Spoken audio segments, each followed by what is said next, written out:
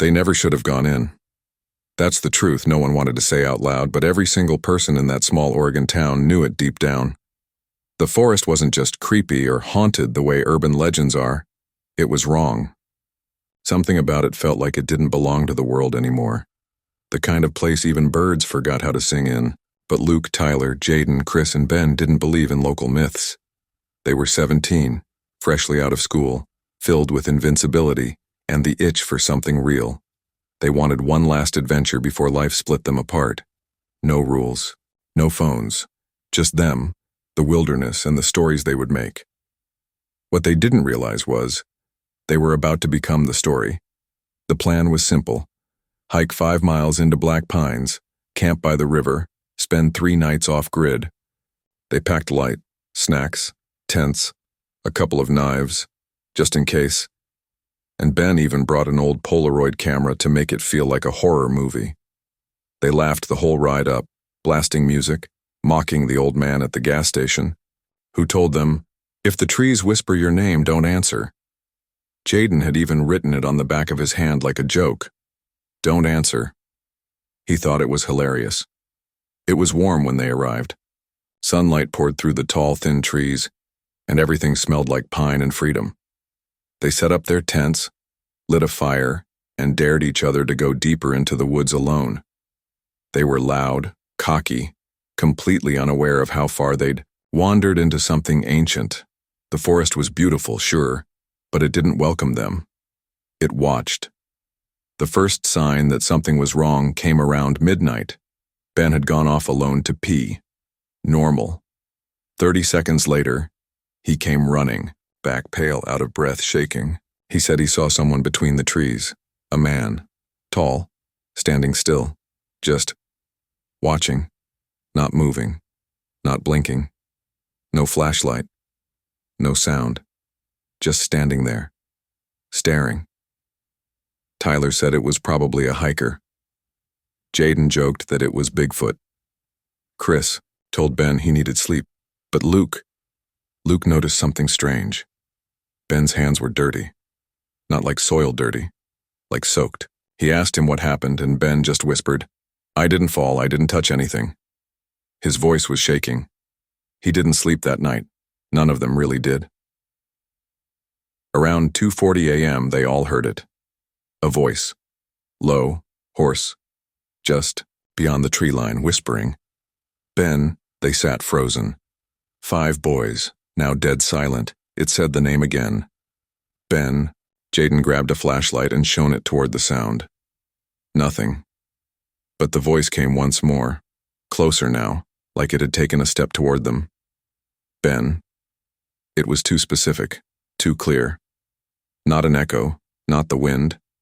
And the way Ben's face drained of color told them this wasn't a prank. Not by him. Chris stood up, backed away. This isn't funny anymore. Who the hell is out there? But no one answered. The forest didn't speak in words after that. Just sounds. Cracking branches. Something running, fast, just beyond the reach of their light. Every time they tried to catch it, it was gone. Like it knew how far their fear would let them chase before dragging them back. At 4:13 a.m., Ben was gone. No scream. No struggle. His sleeping bag was there. Unzipped. A trail of muddy footprints, bare feet, led from his spot to the tree line and stopped. They tried to call him. They screamed. They split up, ran in circles, begged him to come back. But the forest stayed silent until they heard something drop. It was Ben's Polaroid camera, hanging by its strap from a broken tree branch. There was a photo inside, half-developed. Fuzzy, but it showed something behind Ben's tent.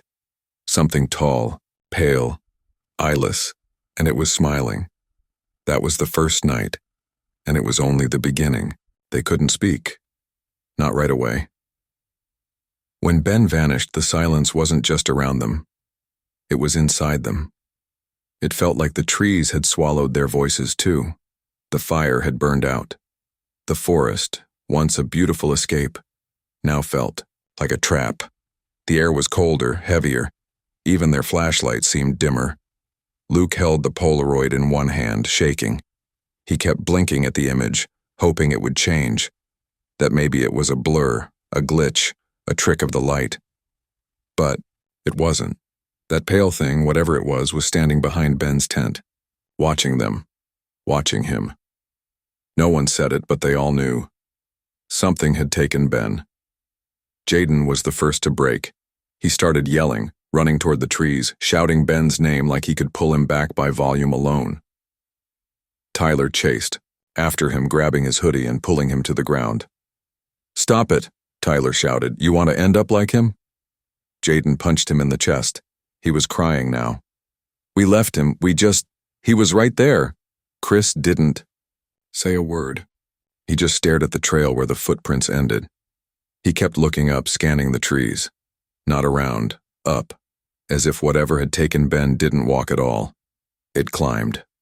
Or floated. Luke finally snapped out of his shock. "We're getting out, all of us, at first light." He looked at the other three. "We're going back to town. We tell the cops, the rangers, whoever will listen. Ben's still out there." But the truth hung in the air, thick and poisonous.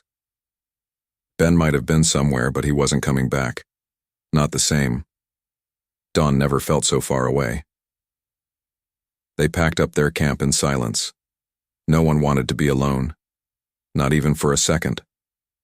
When one person walked off to grab a sleeping bag, the others followed like shadows. The fear was alive now, growing, crawling under their skin. The woods were too quiet. The birds hadn't returned. No breeze, just dead air. Like the forest was holding its breath. At exactly 5:19 a.m., Chris noticed something. His backpack was open. Torn, not cut by a knife. Ripped, like by claws. Inside, where he kept his food and charger, there was something else now. A photo. Folded. Old. Wrinkled. He opened it slowly. It was a picture of 5 boys. But not them. Different faces. Same pose. Same campsite. Jaden looked over his shoulder and went pale. "That's this place. That's our camp." "Who are they?" Tyler whispered. "No," one answered, because deep down they already knew. Chris flipped the photo over. Scribbled in faded ink were 3 words. "It always returns." They decided to run. No more waiting for light. They didn't care about direction, just distance. Luke's compass spun uselessly. Jaden dropped his flashlight within the first mile and didn't go back for it. Trees blurred past them. Everything looked the same, as if the forest was folding in on itself, spinning them in circles. And then, just like that, they were down one more. Chris was gone. No scream, no sound. He'd been right behind them, then nothing. Jaden stopped running and turned in a slow circle, panic in his eyes. "Chris?" he called, barely above a whisper. "Chris? This isn't funny, man." But it wasn't a joke. In the spot where Chris had last stood, there was something on the ground. A strip of shirt. His shirt, torn clean through. Luke didn't want to pick it up, but he did. Underneath it, something was scratched into the dirt. Letters. Run. They didn't talk after that. The next hour was a blur of breaking branches, wrong turns, and breathless sprinting. Everything began to blur together. Tree, shadow, tree. And that smell. It followed them. Copper. Wet earth. Blood. Tyler tripped over a root and fell hard, face scraping the ground. Luke pulled him up, but Tyler looked past him, eyes wide. Lips trembling. "It's here," he whispered. "Behind you." Luke turned slowly. There was nothing. But the sound. It was back. That voice. Whispering again. This time not Ben's name. Not Chris's, it said Luke's. Luke. Like it already knew him. Like it had waited. They didn't stop running until the sun rose. When they finally burst out of the trees, coughing, scratched and covered in dirt, there were no cheers. No relief. Just the same dead silence from the forest behind them. like it hadn't even noticed they'd escaped. Tyler turned to look back. He never spoke again. And Jaden? He told the police what he could, but none of it made sense on paper. They didn't believe a word. They said Ben and Chris probably got lost. Said animals must have done the rest. They said there's no record of black pines being cursed. But Luke knows. He still has the photo.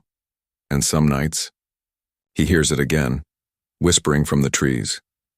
If you're still here, maybe the forest is calling your name next. So do one thing before it finds you. Like this video. Share it with someone who thinks they're brave. And if you want more true horror stories like this one, subscribe.